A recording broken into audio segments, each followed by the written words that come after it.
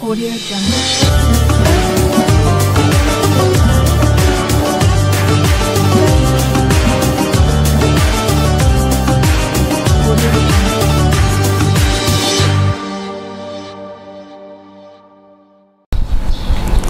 Assalamualaikum warahmatullahi wabarakatuh.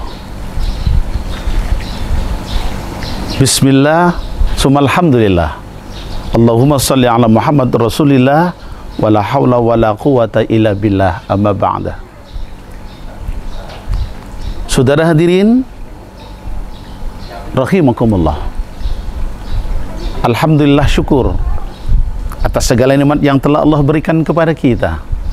Mudah-mudahan apapun yang diberikan oleh Allah Subhanahu wa Ta'ala kepada kita dapat kita jadikan sebagai alat untuk beribadah, sebagai wasilah, sebagai jembatan dalam rangka tadhkiratu ilallah, berzikir kepada Allah Subhanahu wa Ta'ala. Itulah tanda syukur kepada nikmat Allah Subhanahu wa Ta'ala. Salawat dan salam mudah-mudahan tetap tercurah kepada junjungan kita Nabi Agung Muhammad sallallahu alaihi wasallam. Fa insyaallah dengan mengikuti sunnah-sunnahnya min qawli wal af'ali wa takrir, dari ucapan Rasul, perbuatan, apa yang pernah dilakukan serta ketetapannya, insyaallah kita semua nanti akan mendapat syafaatnya fi yaumil qiyamah. Amin ya rabbal alamin.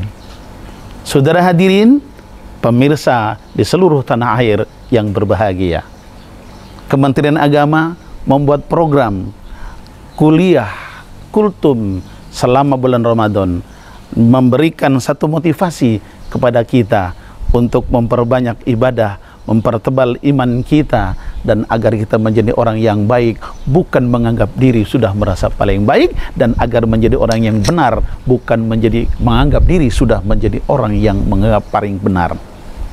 Saudara hadirin, dunia adalah merupakan satu jembatan untuk menuju akhirat. Akan tetapi ada sebuah kehidupan yang sangat panjang, adalah kehidupan akhirat.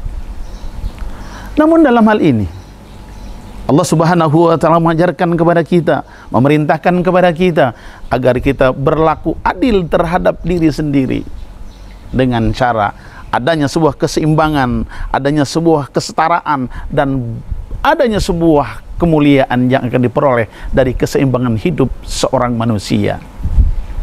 Allah Subhanahu wa Ta'ala berfirman dalam Al-Quran surat Qasas ayat 77 yang berbunyi, A'udzu billahi minasyaitonir rajim, Bismillahirrahmanirrahim, wabtaghi fima atakallahu darul akhirah wala tansa nasibaka minad dunya. Al-ayah. Kata Allah, wabtaghi, ambillah apa yang telah aku berikan kepadamu demi kepentingan akhiratmu. Urutan pertama dikatakan oleh Allah, akhirat terlebih dahulu.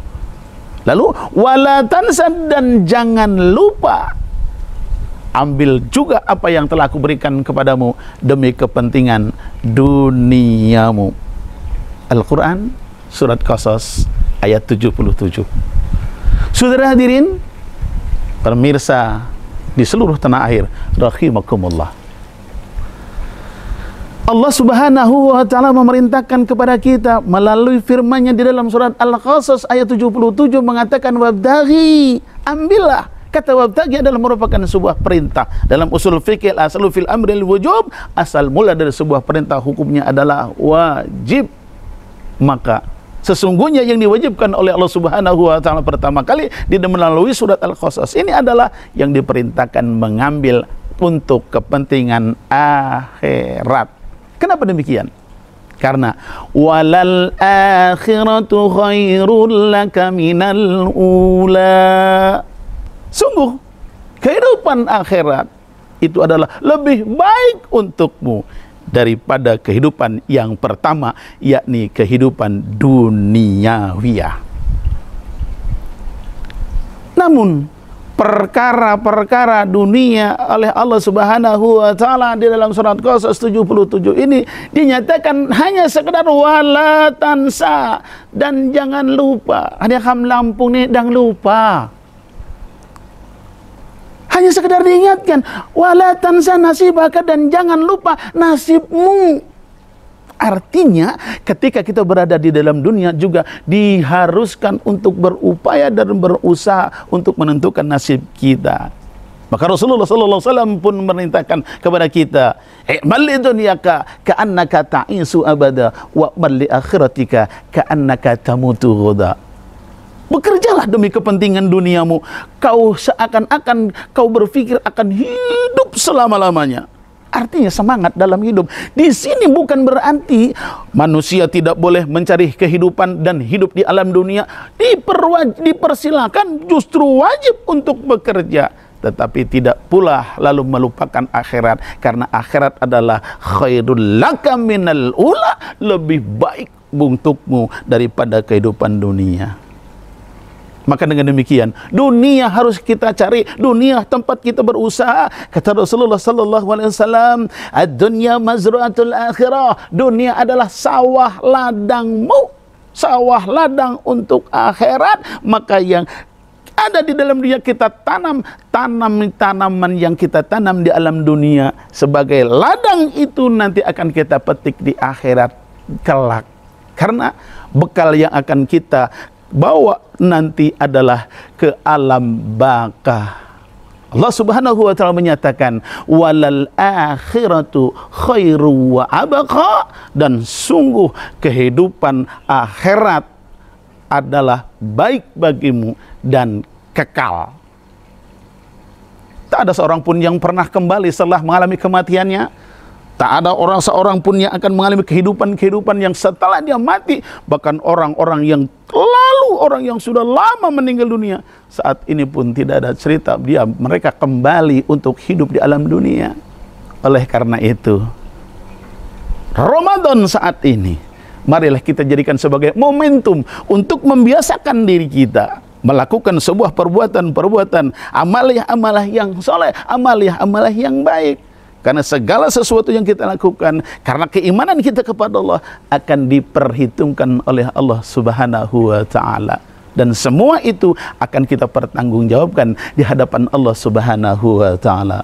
Wa may ya'mal mithqala dzarratin khairan yarah wa may ya'mal mithqala dzarratin syarran yarah. Sekecil apapun perbuatan yang baik yang akan nanti ditunjukkan oleh Allah Subhanahu wa taala, dan sekecil apapun perbuatan yang jelek akan ditunjukkan oleh Allah Subhanahu wa taala, yang pada akhirnya Allah akan memberikan satu kesimpulan kepada kita yang nantinya akan kemanakah kita sesuai dengan mizan dan hisab nanti amal di hadapan Allah Subhanahu wa taala. Mudah-mudahan Ramadan dapat kita jadikan sebagai sebuah jayanya kita dalam kehidupan kita, bahagianya kita dalam kehidupan kita melalui sebuah kebiasaan Ramadan dan amaliah Ramadan, motivasi amaliah Ramadan, menciptakan dan menjadikan kita orang yang bertakwa kepada Allah Subhanahu wa taala. Wasari'u ila maghfiratin min rabbikum wa jannatin arduha as-samawati wal ard u'iddat lil muttaqin. Bersegeralah minta ampun kepada Tuhanmu, karena Allah Subhanahu wa taala akan memberikan kepadamu surga seluas langit dan bumi. Itu semua dijanjikan untuk orang-orang yang bertakwa.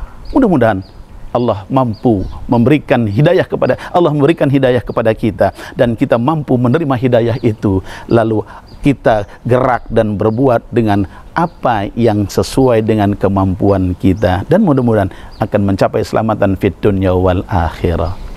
Terima kasih, mohon maaf. Wallahul muwaffiq ila aqwamit thoriq. Wassalamualaikum warahmatullahi wabarakatuh. Audio Jungle.